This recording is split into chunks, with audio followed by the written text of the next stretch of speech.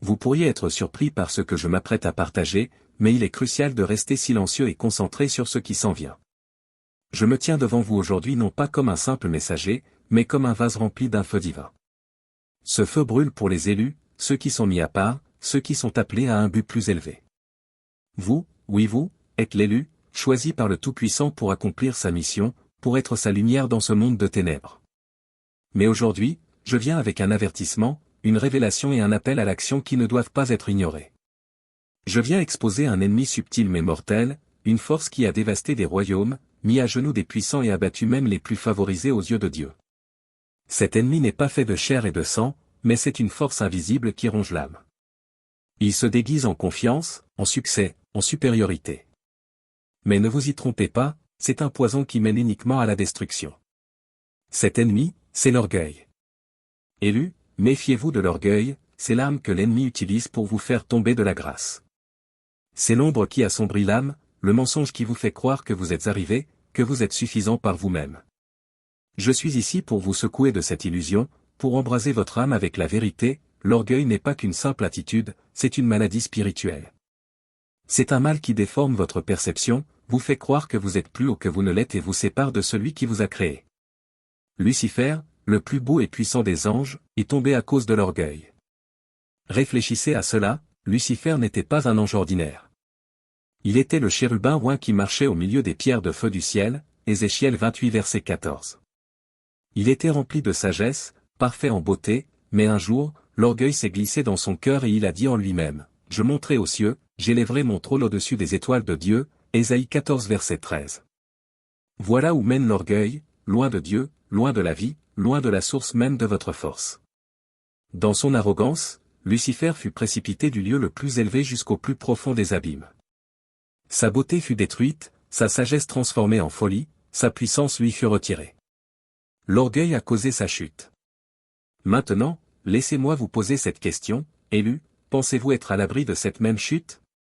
Croyez-vous que parce que vous avez été appelés, parce que vous avez été bénis, parce que vous avez été favorisés, vous êtes au-dessus de toute correction, que l'orgueil ne peut pas vous atteindre? Faites attention, de peur que vous ne tombiez, vous aussi. Bienvenue dans les secrets du paradis. Si vous n'êtes pas déjà abonné, allez-y et abonnez-vous, aimez la vidéo et activez les notifications pour rester à jour avec la parole de Dieu.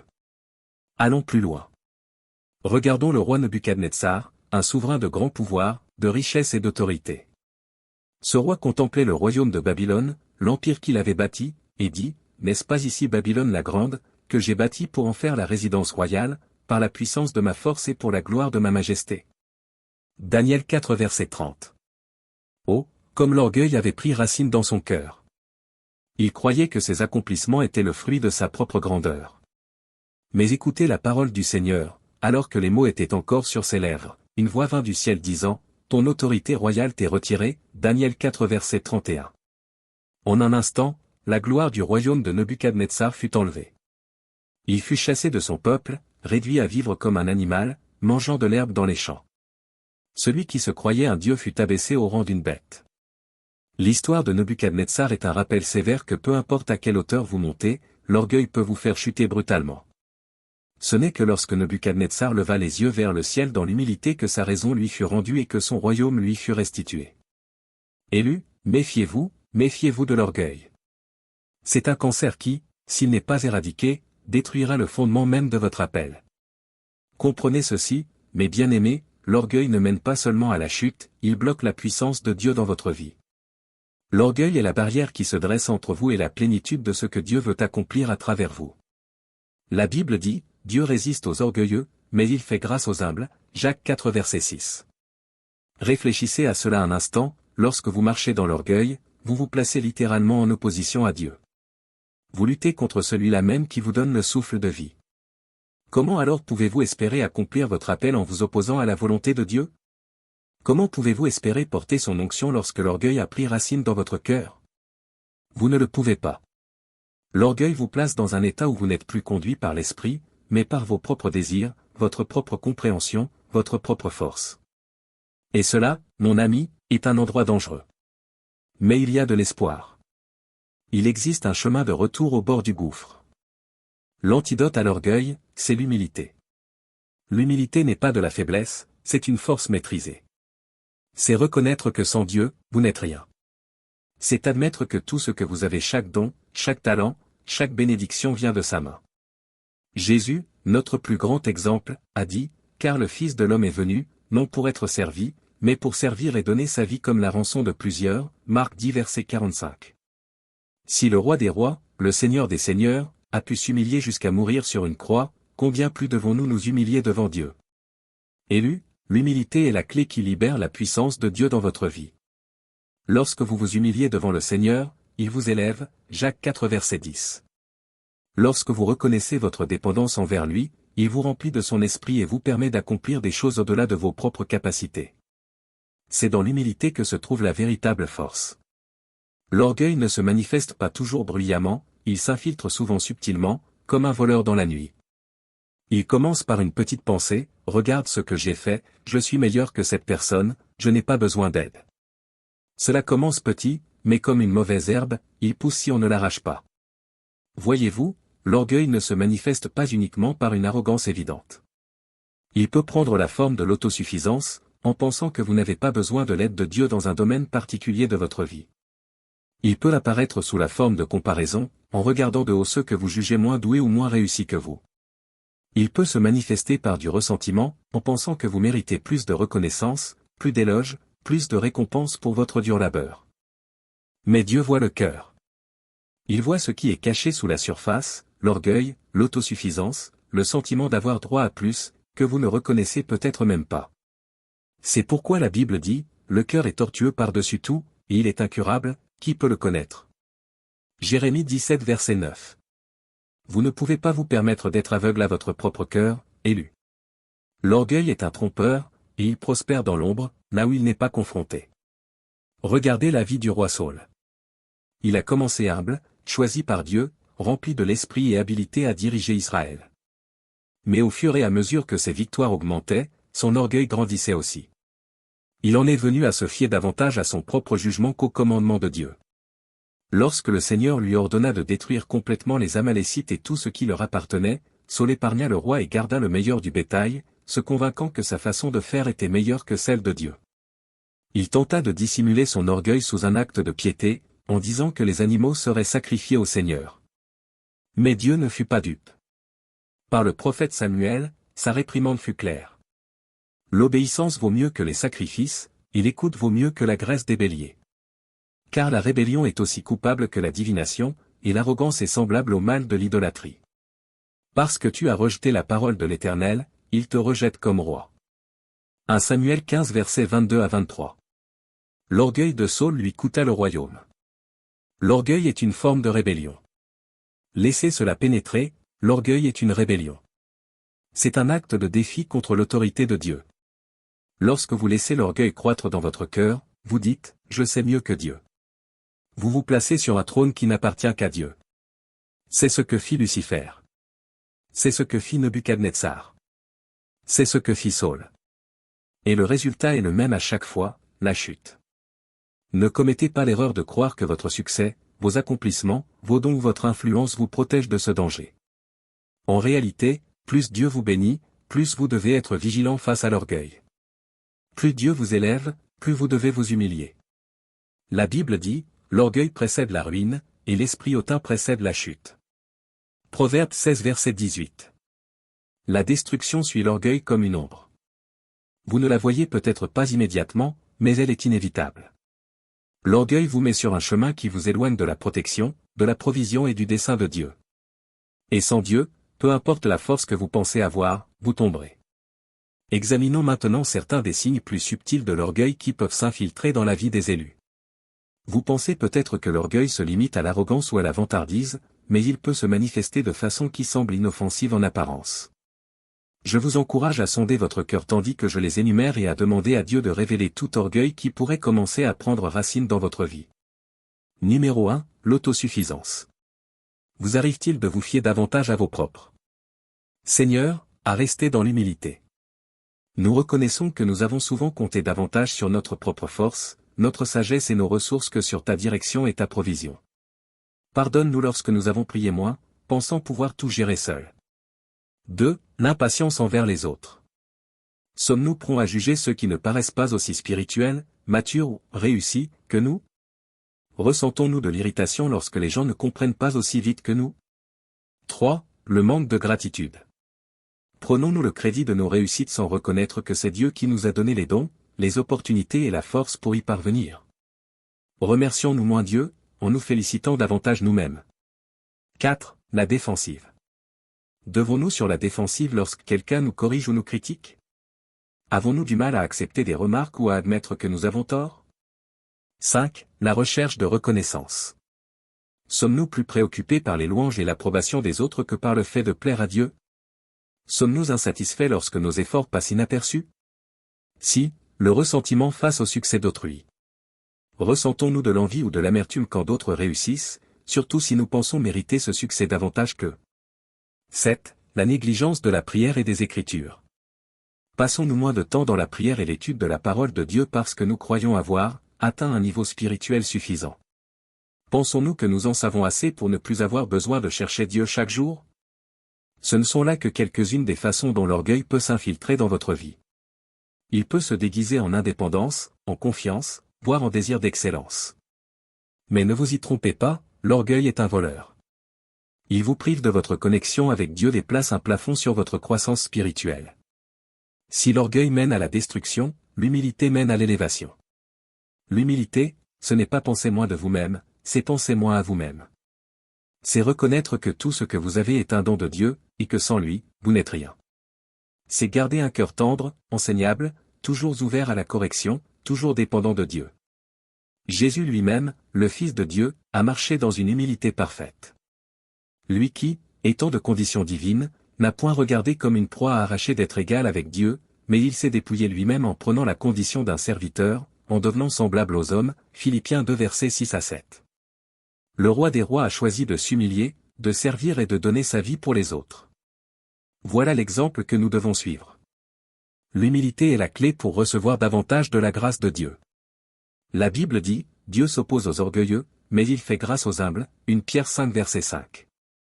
Si vous voulez la faveur de Dieu, si vous voulez sa bénédiction dans votre vie, vous devez marcher dans l'humilité. Quand vous vous humiliez, vous vous alignez sur le cœur de Dieu, vous devenez un instrument qu'il peut utiliser pour sa gloire. Vous ouvrez la porte pour qu'il vous élève plus haut que vous ne pourriez jamais vous élever par vous-même. Comment marcher dans l'humilité? Comment protéger votre cœur de l'orgueil? 1. Restez proche de Dieu. Prenez chaque jour du temps pour chercher Dieu dans la prière et dans sa parole. Lorsque vous demeurez près de lui, vous êtes constamment rappelé à sa grandeur et à votre besoin de lui. Il devient difficile d'être orgueilleux en présence du Tout-Puissant. 2. Reconnaissez Dieu dans tout. Admettez que chaque bonne chose dans votre vie est un don de Dieu, chaque succès, chaque bénédiction, chaque opportunité vient de lui. Rendez-lui gloire en toutes choses, grandes ou petites. 3. Servez les autres. Jésus a dit, « Le plus grand parmi vous sera votre serviteur » Matthieu 23 verset 11.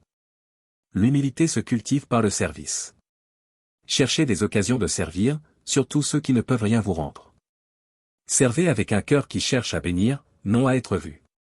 4. Soyez enseignables. Restez toujours ouvert à la correction. Peu importe ce que vous savez, peu importe votre expérience, il y a toujours plus à apprendre. Celui qui refuse la correction s'appauvrit et se couvre de honte, mais celui qui accepte la réprimande est honoré, Proverbe 13 verset 18. L'orgueil rejette la correction, l'humilité l'accepte. 5. Pratiquez la gratitude. La gratitude vous garde ancré. Faites-en une habitude quotidienne, remerciez Dieu pour ses bénédictions et exprimez aussi votre reconnaissance envers ceux qui vous aident en chemin. La gratitude transforme ce que vous avez en assez et empêche l'orgueil de s'installer. 6. Pardonnez rapidement. L'orgueil garde rancune, persuadé que votre colère est justifiée. L'humilité pardonne vite, reconnaissant que vous aussi avez besoin de grâce. Pardonnez-vous réciproquement comme Christ vous a pardonné, Colossiens 3 verset 13. Lorsque vous marchez dans l'humilité, le fruit dans votre vie sera évident. Dieu vous élèvera d'une manière que l'orgueil ne pourra jamais accomplir. Vous expérimenterez davantage de sa présence, de sa faveur et de sa puissance. La Bible promet. Humiliez-vous donc sous la puissante main de Dieu, afin qu'il vous élève au moment convenable, 1 Pierre 5 verset 6. L'humilité mène à l'élévation. Elle mène à la croissance spirituelle, à une influence plus grande, à une intimité plus profonde avec Dieu. L'humilité ouvre des portes que l'orgueil garde fermées. C'est le chemin vers la véritable grandeur. Élus, ce message n'est pas seulement pour vos oreilles mais pour votre cœur. C'est un appel à l'action. Examinez-vous. Demandez à Dieu de sonder votre cœur et de révéler tout orgueil qui pourrait y demeurer. Repentez-vous de toute attitude ou action orgueilleuse et demandez à Dieu de les remplacer par un esprit d'humilité. N'attendez pas. Le moment, c'est maintenant. L'orgueil est subtil, mais ses effets sont dévastateurs. Ne patientez pas jusqu'à ce qu'il vous mène à la ruine. Agissez aujourd'hui, humiliez-vous devant Dieu, et il vous élèvera. En conclusion, laissez ces paroles brûler dans votre cœur comme un feu. Dieu s'oppose aux orgueilleux, mais il fait grâce aux humbles. Si vous marchez dans l'orgueil, vous vous placez contre Dieu.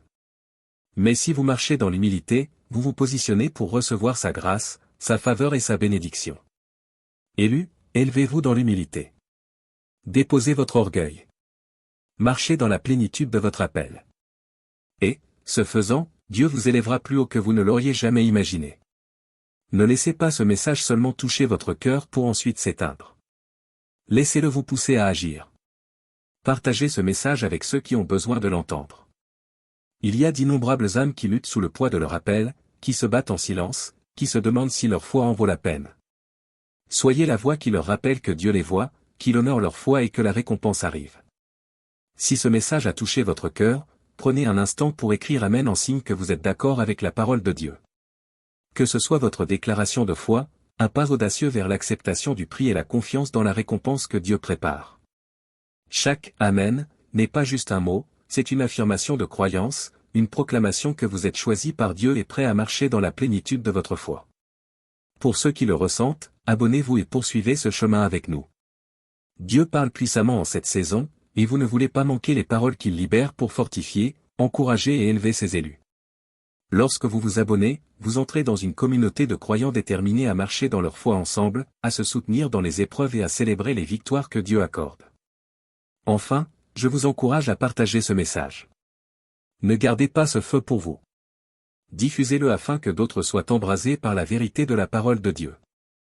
Il y a beaucoup de personnes qui ont besoin de cet encouragement, qui ont besoin de se rappeler que leur petite foi peut déplacer des montagnes. Ensemble, nous pouvons allumer un feu dans le cœur des élus, les préparant pour l'avenir glorieux que Dieu a promis.